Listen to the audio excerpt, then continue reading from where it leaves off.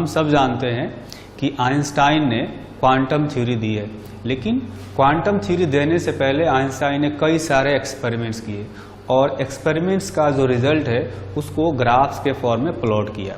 तो आप देखेंगे मैंने यहाँ पर 3 ग्राफ प्लॉट किया है। ये जो 3 ग्राफ थे, ये तीनों ग्राफ से ही आइंस्टाइन इस कंक्लूजन पर पहुंचा, इस रिजल्ट पर पहुंचा कि लाइट जो है वो एक पार्टिकल जैसा भी बिहेव करता है। पहले जो थ्योरी थी क्लासिकल वेव थ्योरी उसको कहते हैं, वो ये मानता था कि जो लाइट है वो उसके पास सिर्फ वेव नेचर होता है। लाइट मतलब कि वेव है, पार्टिकल के बारे में कोई जानकारी नहीं थी, कोई इंफॉर्मेशन नहीं था, कोई थ्योरी नहीं थी। तो ये सारे ग्राफ्स को ऑब्जर्व करके आइंस्टाइन ने ये डिसाइड किया कि जो लाइट है वो पार्टिकल के फॉर्म में जो है या पार्टिकल का जो नेचर है उसको शो करता है। ठीक, आपको याद होगा कि हमने कई सारे फॉर्मूले ड्राइव किए यहाँ पर, ये मानते हुए कि क्वांटम थ्योरी सही है। मैं कुछ फॉर्मूले लिखता हूँ।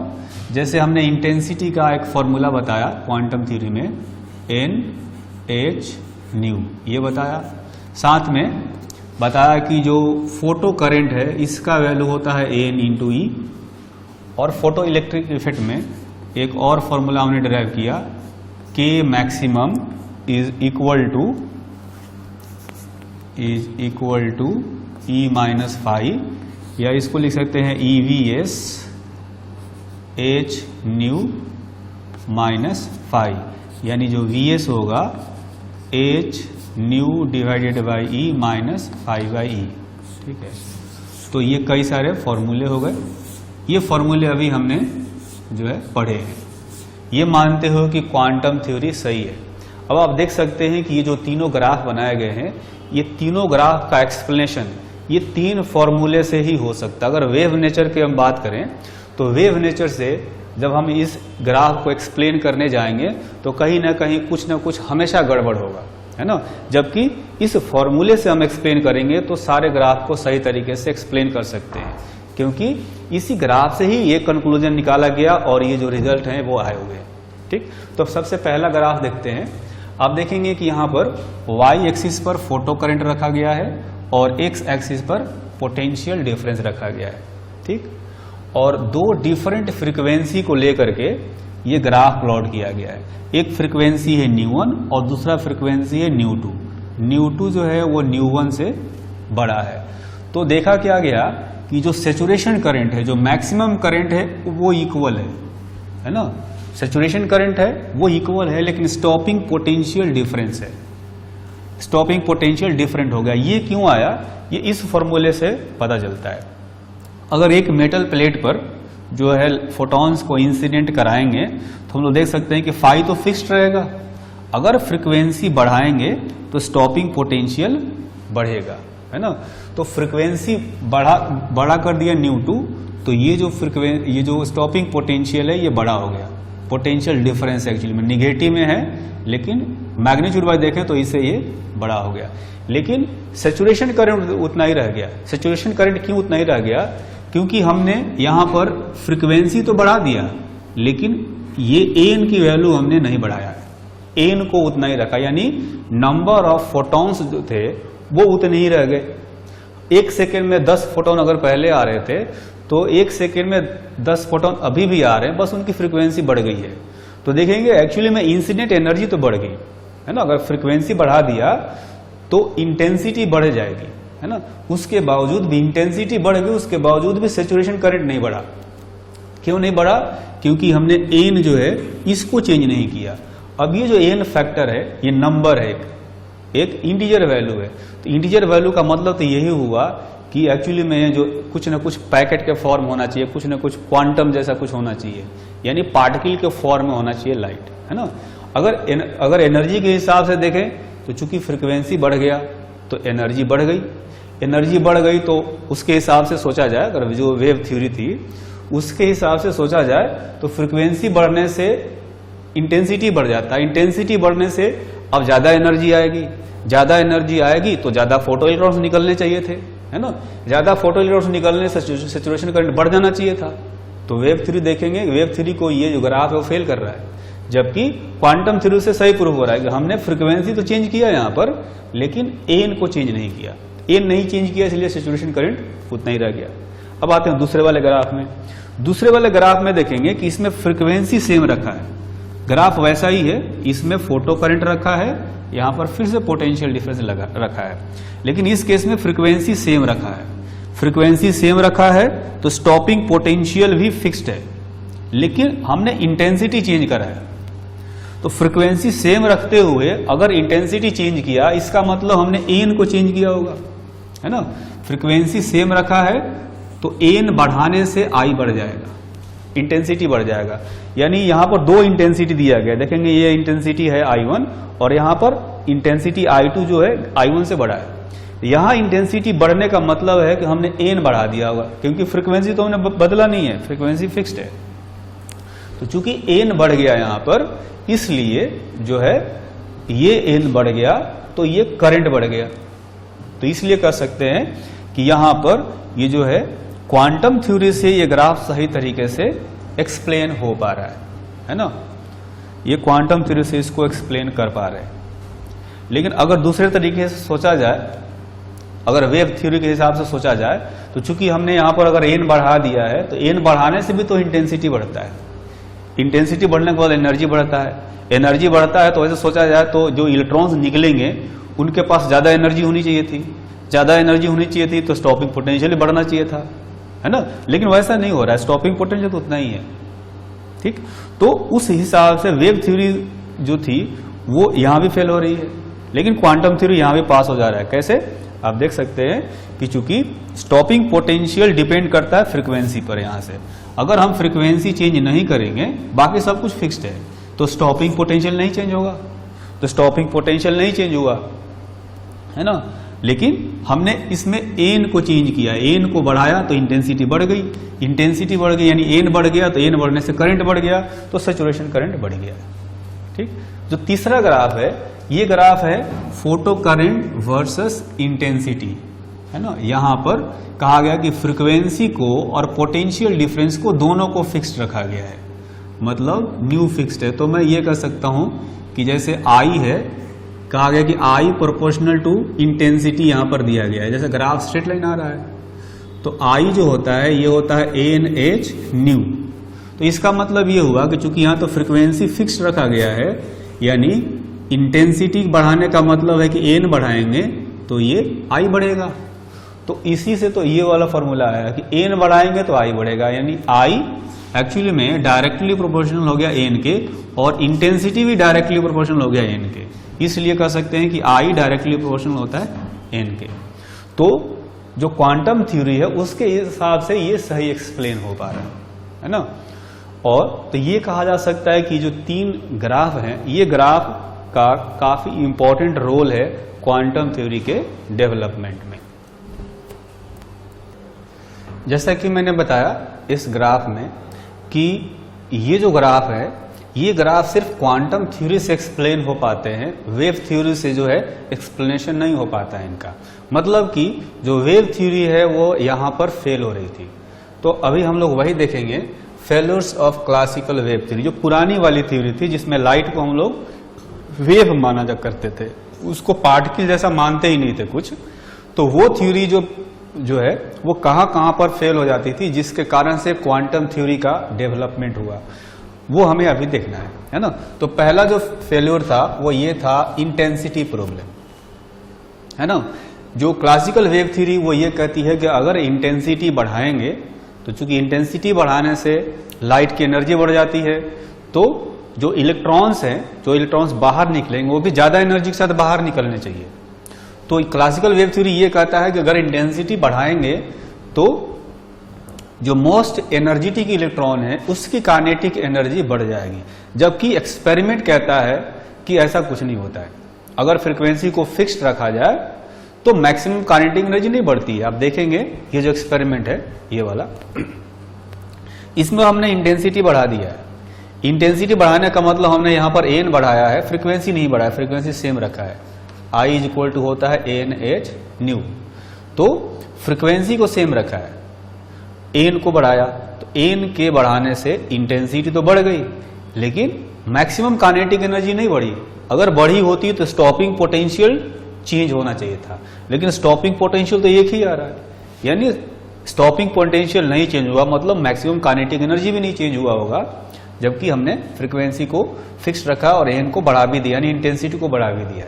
इसलिए कह सकते हैं कि यहां पर क्लासिकल वेव थ्योरी जो है वो फेल हो जाता है।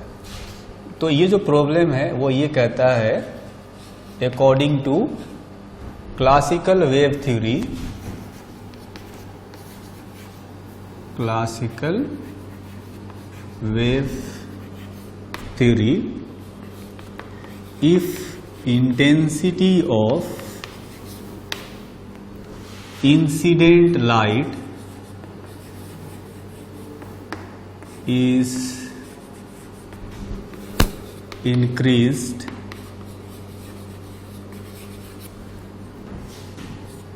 even if frequency remains constant, then maximum kinetic energy of ejected photoelectrons must increase. However, experiments show that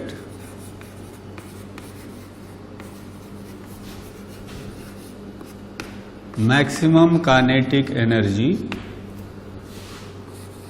is independent of intensity when frequency is fixed, है ना। तो ये जो है ये पहला फेल्योर हो गया। तो क्लासिकल वेव थ्योरी का जो फेल्योर्स है उसमें जो दूसरा प्रॉब्लम है वो है frequency problem. Classical wave theory कहता है कि फ्रीक्वेंसी चाहे कितनी भी कम क्यों ना हो, है ना, हर फ्रीक्वेंसी के लिए फोटो इलेक्ट्रिक इफेक्ट होना चाहिए। बस ये होना चाहिए कि थोड़ा सा समय मिलना चाहिए, समय मिलेगा तो थोड़ी थोड़ी एनर्जी भी आती रहेगी, इलेक्ट्रॉन उसको जमा करते रहेगा, जमा करते करते एनर्जी जब सफिशिएंट हो जाएगी तब वो बाहर निकल जाएगा। जबकि हम लोग जानते हैं कि ऐसा नहीं है। अगर हमने पढ़ा एक थ्रेशोल्ड फ्रीक्वेंसी के बारे में, अगर उससे कम फ्रीक्वेंसी का लाइट जो है कितनी देर तक भी गिरता रहे तो कोई फोटोन बाहर नहीं निकलेगा, है ना। तो यहां पर क्लासिकल वेव थ्योरी जो है वो फेल हो जाती है। तो ये जो दूसरा प्रॉब्लम है इसमें कहा जाता है according to classical wave theory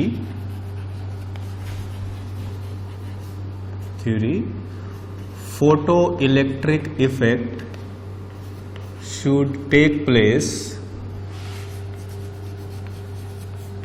for all the frequencies of incident light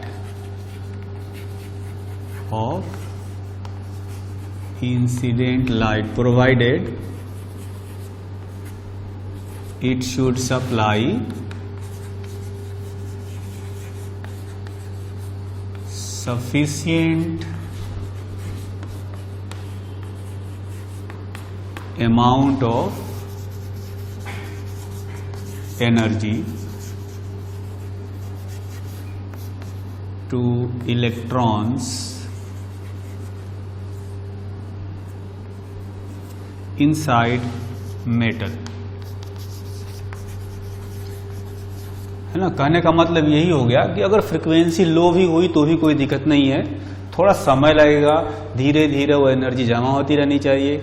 जमा होते होते जब सफिशिएंट एनर्जी हो जाएगी तो इलेक्ट्रॉन बाहर हो जाएगा। लेकिन हमें पता है कि ऐसा नहीं होता है। But now we no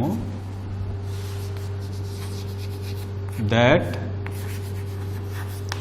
photoelectric effect do not take place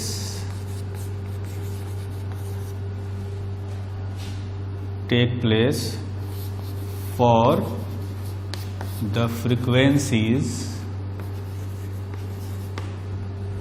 smaller than threshold frequency. Threshold frequency से अगर कम फ्रीक्वेंसी का लाइट आता है तो फोटो इलेक्ट्रिक इफेक्ट होता ही नहीं है ना। तो दूसरा फेल्योर ये हो गया।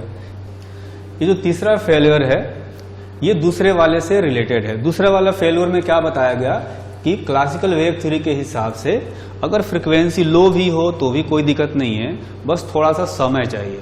समय मिलेगा तो इलेक्ट्रॉन जो है वो सफिशिएंट एनर्जी एक्यूमुलेट कर लेगा और फिर जो है वो मेटल प्लेट से बाहर आ सकता है। यानी समय की जरूरत है। क्लासिकल वेव थ्योरी के हिसाब से समय लगता है एनर्जी के आने में और फोटो इलेक्ट्रॉन के निकलने में के बीच में थोड़ा टाइम डिले होता है। तो तीसरा फेल्योर है उसको टाइम डिले के नाम से जाना जाता है। हमें पता है लेकिन अब कि अगर कोई भी फोटोन आता है तो इमीडिएटली इलेक्ट्रॉन को इजेक्ट करा सकता है ना। लेकिन क्लासिकल वेव थ्योरी कहती थी कि जो एनर्जी आती है, भले एनर्जी उसकी फ्रीक्वेंसी कम क्यों ना हो, जो एनर्जी आती है उसको एक्यूमुलेट करने में समय ज्यादा लगता है। तो ये जो है वो तीसरा वाला फेलियर है। इसको कहा जाता है इस तरह से, according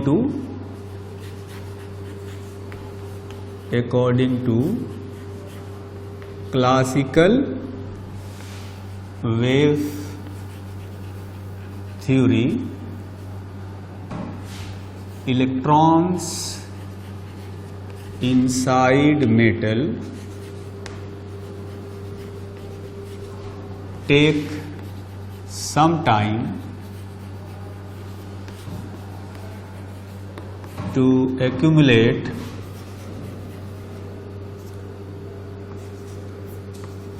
sufficient energy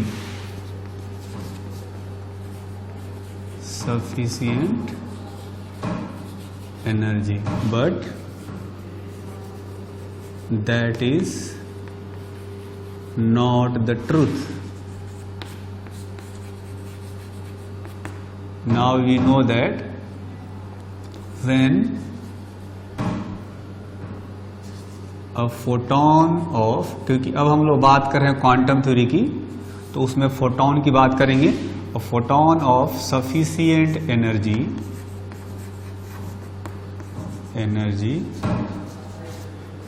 may cause or may eject an photoelectron immediately after it is incident on metallic plate। ठीक, तो ऊपर जो मैंने बताया वो क्लासिकल वेव थ्योरी के हिसाब से है कि थोड़ा समय लगता है, और नीचे जो बताया वो क्वांटम थ्योरी के हिसाब से बताया कि अगर सफिशिएंट एनर्जी का फोटोन आता है तो फोटो इलेक्ट्रॉन जो है इमीडिएटली इजेक्ट हो जाता है, उसमें कोई भी टाइम डिले नहीं होता है। अब फोटो इलेक्ट्रिक इफेक्ट से रिलेटेड एक एग्जांपल करते हैं। ये एग्जांपल एनसीईआरटी में सोल्ड एग्जांपल के फॉर्म में दिया गया है ना। तो इसमें कहा गया है the work function of caesium metal is 2.14 electron volt, then find the threshold frequency of caesium and the wavelength of the incident light if photocurrent is brought to zero by stopping potential of 0.60 volt, है ना। तो सबसे पहले पहला वाला part करेंगे। हमें पता है कि जो थ्रेशोल्ड फ्रीक्वेंसी है, थ्रेशोल्ड फ्रीक्वेंसी से हम लोग थ्रेशोल्ड एनर्जी फाइंड कर सकते हैं, है ना, और वो आता है h न्यू नॉट। ये थ्रेशोल्ड एनर्जी जो होता है वो एक्चुअली में वर्क फंक्शन के इक्वल होता है, तभी जो है वो फोटो इलेक्ट्रिक इफेक्ट हो पाता है ना।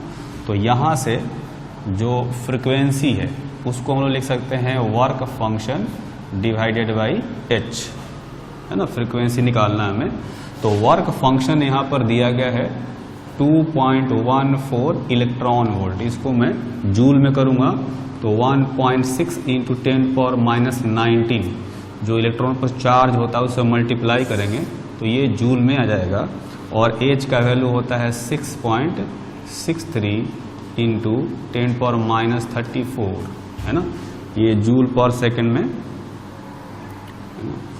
या जूल सेकेंड में होता है ये। तो फ्रीक्वेंसी आ जाएगा आपका ये फ्रीक्वेंसी आ जाएगा 5.16 इंटू 10⁻14 हर्ट्ज, ठीक है। तो इसका यूनिट जो है वो जूल सेकेंड में ऐसा यूनिट में होता है मेरे ख्याल से, ठीक।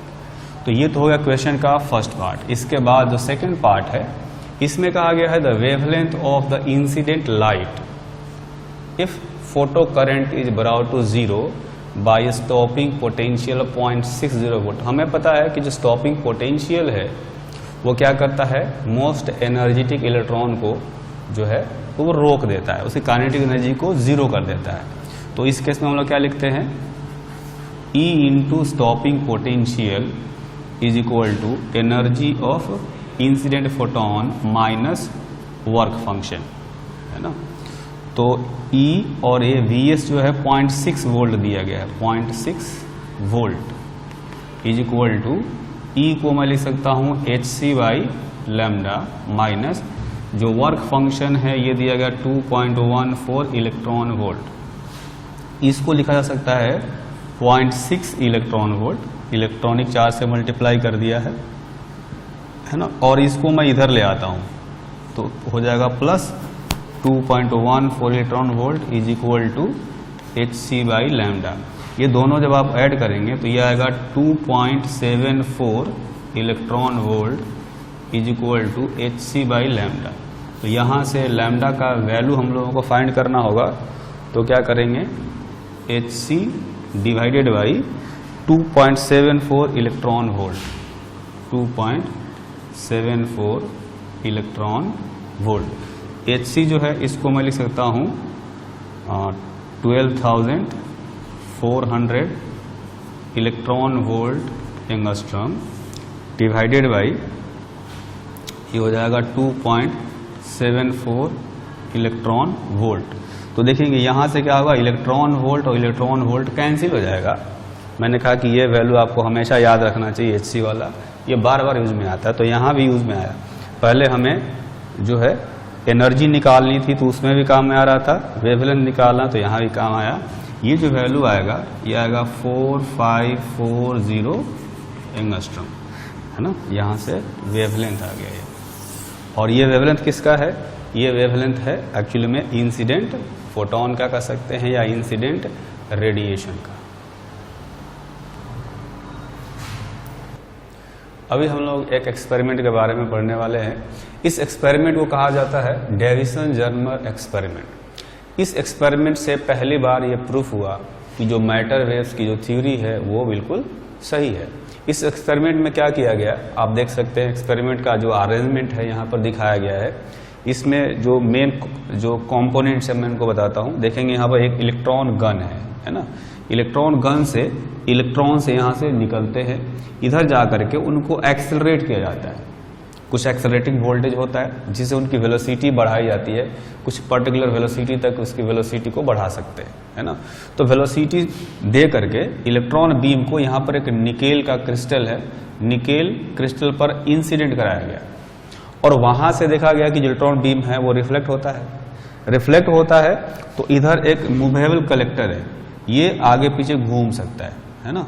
अच्छा, ये घूमता है तो ये क्या करता है, वहां से जो इलेक्ट्रॉन रिफ्लेक्ट होकर के आते हैं उनको कलेक्ट करता है। कलेक्ट करने के बाद उन इलेक्ट्रॉन को एक सर्किट में भेजा जाता है जो कि गैल्वेनोमीटर से पास करता है ना। तो जो इलेक्ट्रॉन आते हैं वो कहीं ना कहीं इस सर्किट में करंट फ्लो में यूज हो जाते हैं, ठीक है। तो ज्यादा इलेक्ट्रॉन्स आएंगे तो गैल्वेनोमीटर में ज्यादा करंट फ्लो करेगा तो ज्यादा डिफ्लेक्शन इसमें शो करेगा, ठीक है। तो क्या किया गया कि इसमें जो है डिफरेंट वोल्टेज लेकर के, मतलब एक्सेलरेटिंग वोल्टेज जो है चेंज किया गया, बार बार चेंज करके देखा गया।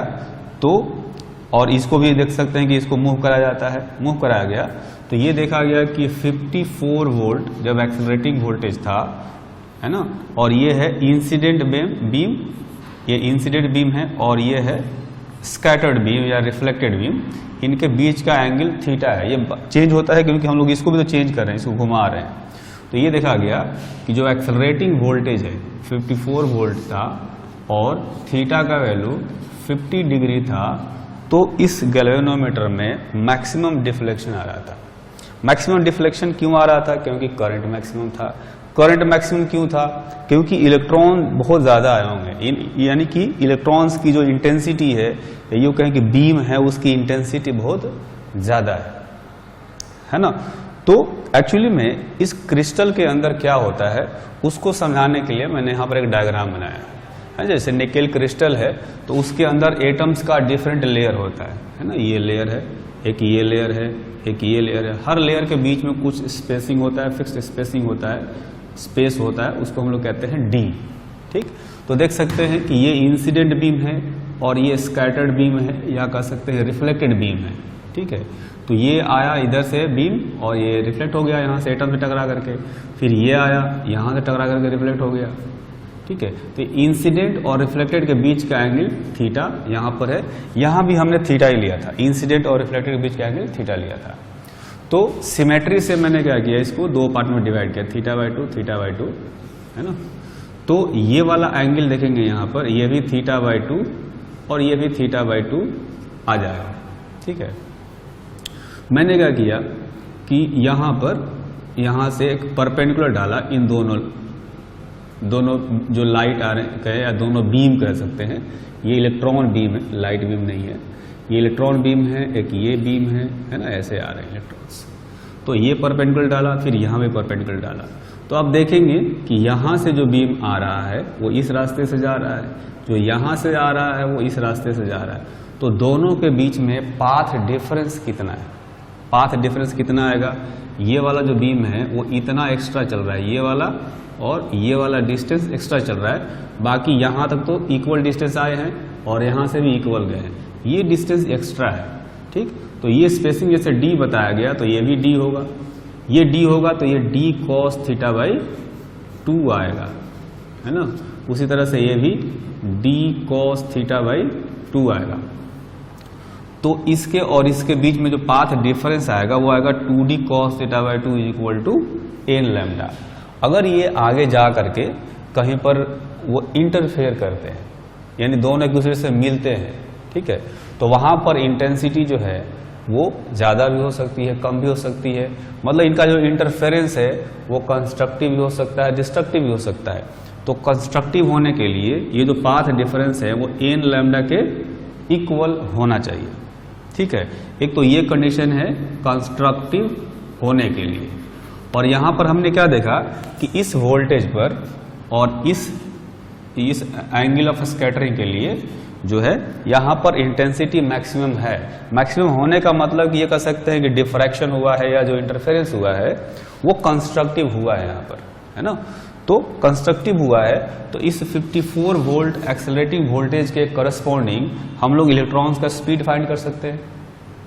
स्पीड फाइंड कर लेंगे, सपोज इसके स्पीड फाइंड कर लिया हमने, v आया मान लेते हैं, स्पीड फाइंड कर लिया तो इलेक्ट्रॉन का मास भी पता है, तो इलेक्ट्रॉन का जो डी ब्रोगली वेवलेंथ होगा वो हम लोग फाइंड कर सकते हैं।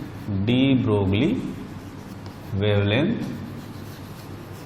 जो होता है ये होता है lambda = h/p, h/ mass of electron into speed of electron.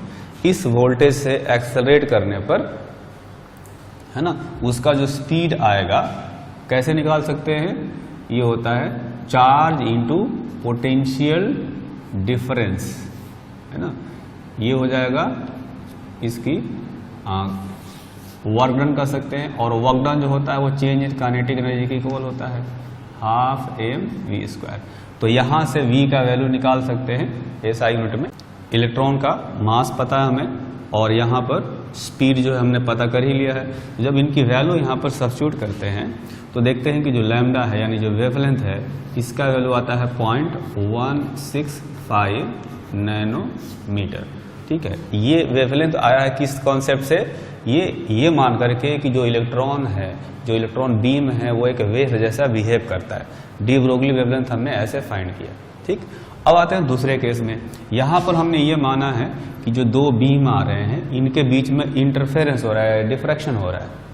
ठीक है, तो इस केस में जो थीटा का वैल्यू हमने यहाँ 50 डिग्री लिया था, 50 डिग्री यहाँ भी लेते हैं, थीटा का वैल्यू 50 रखते हैं, और जो निकेल के अंदर जो एटम्स के लेयर्स होते हैं उनके बीच का जो स्पेस डी होता है उसकी वैल्यू यहाँ पर डालते हैं। तो देखते हैं कि लैम्डा का एक वैल्यू, ये इनके वैल्यू तो चेंज कर सकते हैं हम लोग, लैम्डा का एक वैल्यू जो है वो यहाँ से 0.165 नैनोमीटर के आसपास ही आता है। तो देख सकते हैं कि यहाँ पर हमने वेव का जो कॉन्सेप्ट होता है, जो डिफ्रैक्शन या इंटरफेरेंस जो है वो केवल वेव्स में पाया जाता है। तो वेव्स का जो कॉन्सेप्ट है डिफ्रैक्शन इंटरफेरेंस, उस कॉन्सेप्ट को या उस थ्योरी को यूज करके वेवलेंथ फाइंड किया है ना, और यहाँ पर मैटर वेव का थ्योरी को यूज किया। दोनों का जो वेवलेंथ वो मैच कर जा रहा है। तो मैच करने का मतलब ये हुआ, इससे हम लोग ये कंफर्म हो सकते हैं कि जो मैटर वेव्स हैं वो एक्चुअली में एग्जिस्ट करते हैं। वैसे मटेरियल्स जिनके पास अपना रेस्ट मास होता है, अगर वो मोशन में हो तो वो भी वेव जैसे बिहेव करते हैं, क्योंकि डिफ्रैक्शन और इंटरफेरेंस केवल वेव्स में पाया जाता है। और ये जो डिफ्रैक्शन और इंटरफेरेंस का जो फेनोमेना है उसको यहाँ पर डिस्प्ले कर रहे हैं, क्योंकि जो लैम्डा है दोनों मैच कर रहा है। ठीक है।